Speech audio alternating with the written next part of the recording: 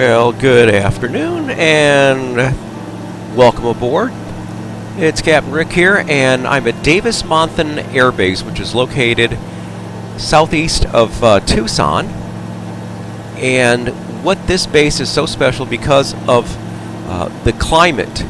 It is the ideal place to store airplanes. And this happens to be one of the largest storage facilities in the world of military airplanes. And it's called the AMARG, which is the Aerospace Maintenance and Regeneration Group, responsible for the base aircraft graveyard, and that's exactly what it is.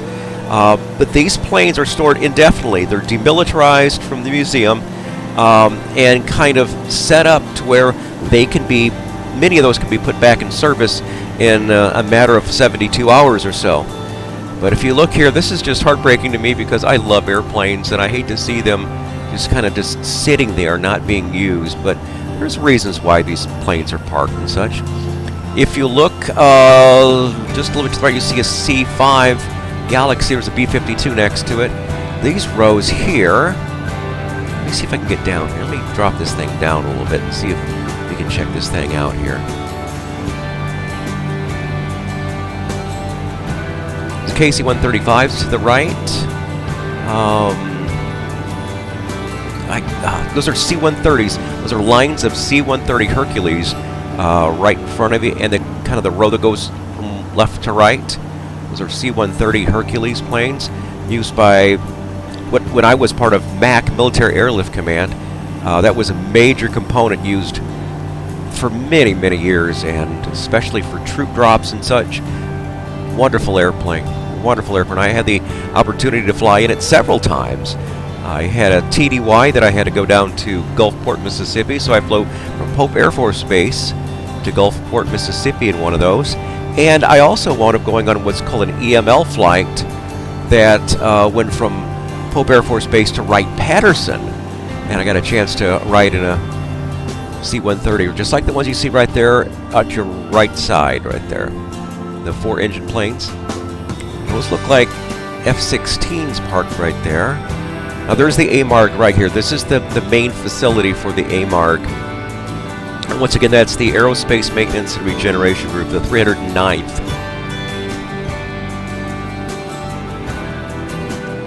Okay, looks like more. What is this over to the right? They look almost like, I can't make those out. A-10 Thunderbolts to your right there. Ahead of us, KC-135s. These are your refueling planes. Oh, it just breaks my heart. I want one. Put one in my backyard, okay? I'll take care of it. I promise you. I promise you I will. Looks like, is that more A-10s to the very far right? I can't make it out. Those are F-16s there. Flying right over the F-16s here. Don't get too low. Let's not get into an accident with them, okay? Boy, there's a lot of these planes out here. Wow. And the reason why they're sitting here is because they have reached their service limit. A lot of them have been are being cannibalized for additional parts for the newer models. Those look like Marauders. I'm not exactly sure what those are supposed to be. And here we're going to fly over the B-52 and the C-5 Galaxy. Over here are KC-135 Strata tankers. B-52s to the left.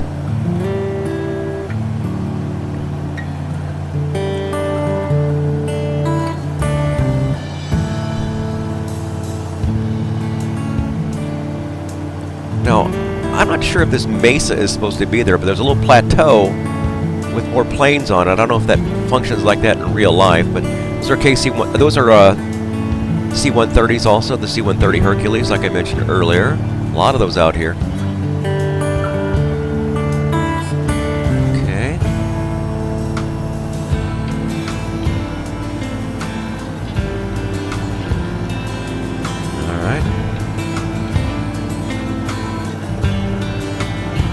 Make a left here and see what all this is here. Looks like more F-16s, KC-130. I'm sorry, C-130s. Yep. A lot of F-16s. I don't see any F-15s out here. There might those are. No, those are F-16s. Looks like these are some big helicopters right there.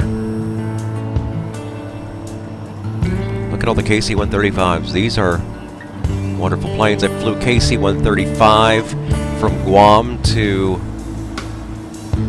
Korea, Osan Base, Korea, and then to Misawa Air Base in Japan on a refueling flight. They were ferrying F-16s from Korea and Japan back to the continental United States with a stop in Guam. Yep, KC-135. It's a cold plane, I'll tell you that much. It is very cold, especially when you sit in the back.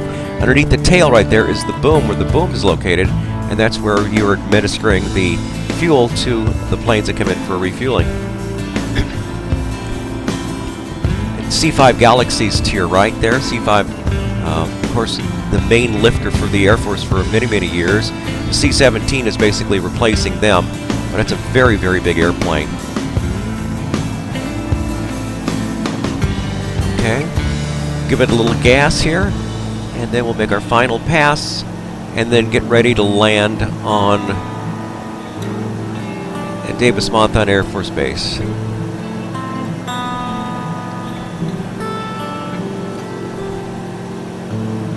I think this was kind of a treat for today to actually see these beautiful planes, and being an aviation enthusiast. Now, these ones look like these ones have been parted already. Fuselages have come apart from the tail sections and the wing sections. Okay. That's so sad.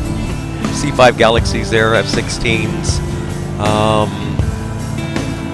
Those look like some Navy planes there. Look at all the helicopters there. Those old Chinook helicopters. Okay. Let's line the puppy up and bring her back in for a landing.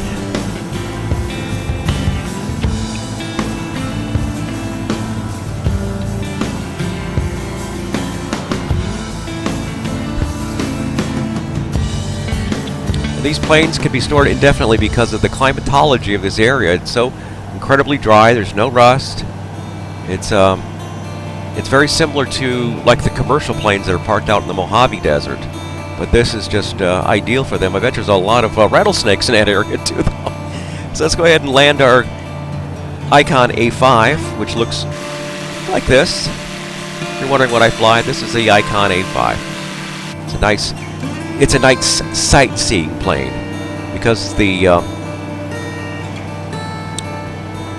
BizJet is just a little too fast for this, and this allows me to cruise at about right now at 60 knots. It's just very, very nice. What I'm going to do is I am coming in a little high. I'm just going to go ahead and take it halfway down the runway, and because my turnoff isn't until way down there anyway, so I'm just going to go ahead and land a little farther down the runway. I'm way about 1,000 feet higher than I should be for landing for this runway. This is runway 30 at Davis Monthan Air Base. Now, over probably about 5 miles to the northwest, you see the tower over there? About 5 miles in that general direction is actually Tucson International Airport.